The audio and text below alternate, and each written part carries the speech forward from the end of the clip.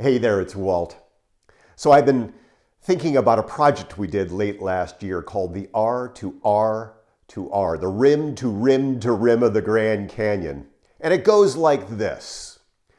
You leave the south rim of the Grand Canyon and you run the 9 miles to the Colorado River, across the Colorado River, up the 14 miles to the north rim of the Grand Canyon, and you turn around and you come back down the 14 miles to the Colorado River, and then up the 9 miles back up to the south rim of the Grand Canyon.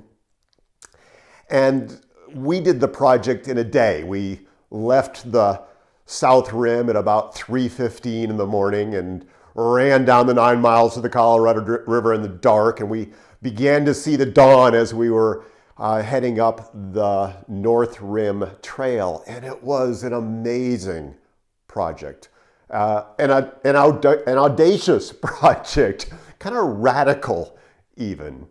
And I've been thinking about this project because this week I'm going to be doing a program called Radical Thinking for Radical Results. Doing the program for a colleague and dear friend of mine at an event. And I've been giving some thought to the whole idea of what radical thinking is. Radical thinking is thinking beyond what may be possible for you.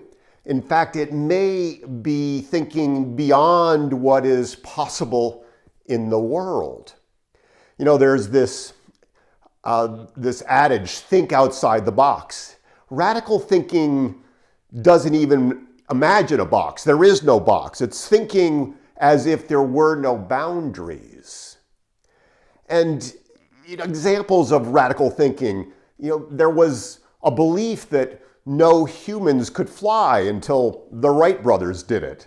There was this belief that no mortal could run faster than a 4-minute mile until Roger Bannister did it. No one believed that an 8,000 meter peak like Everest could be climbed without supplemental oxygen until Reinhold Messner did it.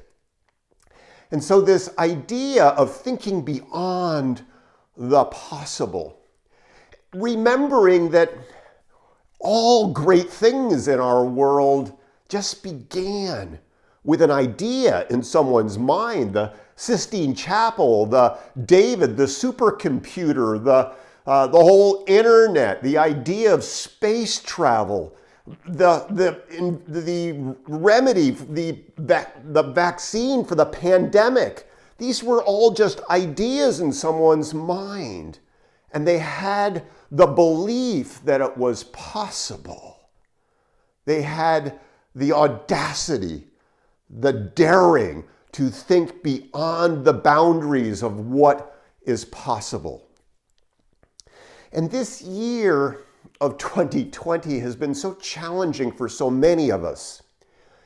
So many of us have gotten small, that we just turned in on ourselves. We just want to survive. We just want to get through this year. And we've had the great privilege this year of working with some amazing entrepreneurs and business professionals who have defied the odds. They've had audacity to think that even in the midst of a pandemic year, they could create great things. I'm thinking of a longtime dear client who escaped to the corporate world and into this year has been building out an exciting new boutique wine business. It's like he's just thinking expansively about this amazing thing that he can create that has long been a dream of his. I'm thinking about 3 clients who have just crushed revenue goals this year, like 70, 80, 100% revenue increases year over year because they dared to think about the opportunities that existed in this pandemic year. And so as we move toward the end of the year, I want to invite and encourage you to throw off the constraints that that so many of us feel about this year and about just getting through this year safely. What will 2021 hold for you? What will you create? What will you dare to create in 2021? We'll probably go back and do the R2R, but been there, done that. We're going to do our first 8,000 meter peak in Pakistan in 2021. There are so many things that are possible in our businesses, in our lives, in our relationships, in our creativity. If we just suspend disbelief, if we're willing to put aside the box, if we're willing to embrace the idea of radical thinking for radical results. So I dare you. Make it a great rest of the day, great rest of the week. Talk soon.